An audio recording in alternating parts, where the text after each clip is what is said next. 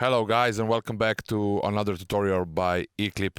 I have read all of your comments on YouTube and tried to reply to most of them as possible. Many of you have asked for presets for kick and bass mostly. So this tutorial will explain you the whole process of learning instead of giving you instant results by sending the presets. Now the question is why this method is better than sending you the presets from a preset. You won't be able to learn the process and understand why I made each decision in processing all this sound.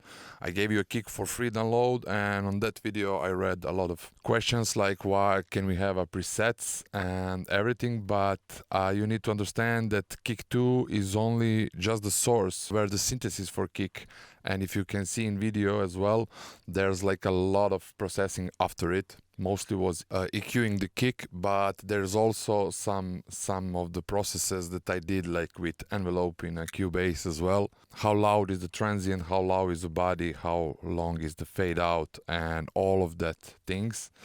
Now the idea is to encourage you to implement a good learning practice. I will show you in this video how did I learn completely by myself all the processing techniques that I use in sound design, arrangement, writing melodies, all of those processes. When I started learning Cubase, it was like 17 years ago, and generally music production, sound design, mixing and so on. There was no YouTube, the internet was much less powerful than it is today, so I needed to learn all by myself. So the practice is that you choose a track that you love to listen and your favorite track in this moment. Drop it into your DAW, any Ableton or whatever you use, and try to reproduce it. You are starting with analyzing your reference track layer by layer. First you can start by building drum grooves, like use kick bass. Don't try to make the kick from the beginning, because this is the last process in learning all the steps before. So sound designing is maybe most difficult. There's a plenty of good sample packs around there today, so you don't need to spend much time now. This is a painful process for beginners, but I was doing this almost a year after I touched Cubase first time in my life. I used to spend weeks just trying to make a similar synth channel from my reference tracks. This is the moment when I understood the synthesis, modulation and every aspect of synths. After you understand the synthesis, you slowly start to discover the processings, and after that, writing melodies, arranging, mixing, or you can do that simultaneously. All of this you can learn by trying to reproduce a melody, lead, or whatever you like from your reference track. When you pass through all the segments of building a track, sound design, writing, you will start to understand all of the processes, and you will start implementing in your own production. The idea is to learn from artists that you like, not to sound like them. When you hear something that you like, when you develop ability to reproduce that. Personally, I have reproduced so many tracks that I used to like. In this lecture, I'm going to show you the production of Genetic Lottery by Astrix and Loud. So why did I choose this track to reproduce? As in my career so far, I never made an offbeat track. And all of the offbeat tracks that used to come in that period used to be more commercial offbeat tracks, and I kind of lost interest in making any offbeat track, and this track was like maybe one of few offbeat tracks that I used to really like in that, and I realized I never made an offbeat track. I don't know much about building a offbeat track, so before I made any offbeat track, I decided to only for practice to open this track and try to reproduce it. Here I have reference track Astrix Loud. I did chop just the intro because I didn't need it to be long as it is in the original, because this track is not for a release or something. This track I just reproduced just to learn what kind of decisions they made here and the arrangement and everything together. If you want, you can go and play the track of Astrix and Loud and then come back to this part, because I'm not gonna play you the Astrix and Loud. I'm just gonna playing the what I did from it, and I believe that the guys who already know the track will recognize it.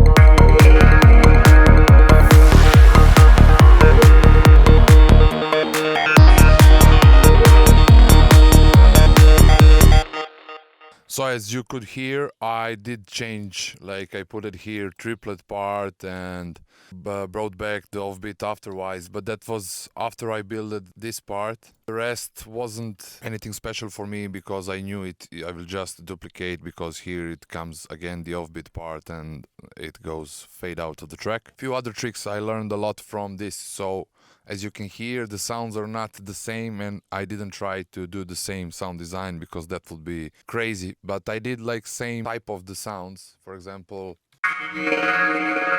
they have something similar in their track and all these single shots. So this is the same in 2 different octaves. The noise, SFX, some small arps.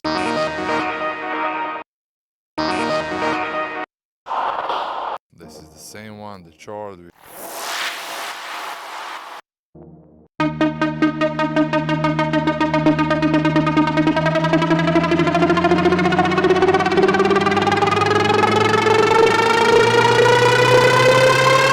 You can see for this sound, one of the previous tutorials about speeding up the arps is the same. I just did pitch with the pitch wheel on the MIDI. So when you have like a MIDI note, after a while you use pitch bend here and just choose the sine parabola, yeah, like this, and just pitch it up. And I probably chose that is 12 tones in the VST, and you will get this kind of with the speeding up the ARP and so on. So I learned a lot, especially this process here, how to manipulate with the lead and to get the same result. So it goes on a filter, it's 2 different, that one and this one. This synth is really huge and it comes from Virus. And probably here on the end you just chop, like, even the MIDI is not the same, but it's the same style.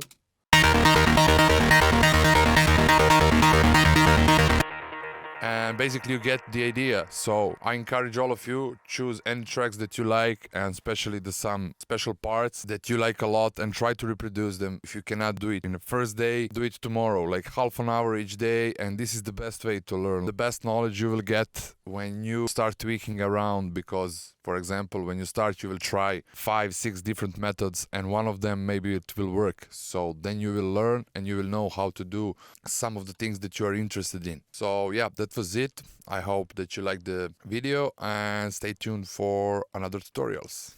Bye.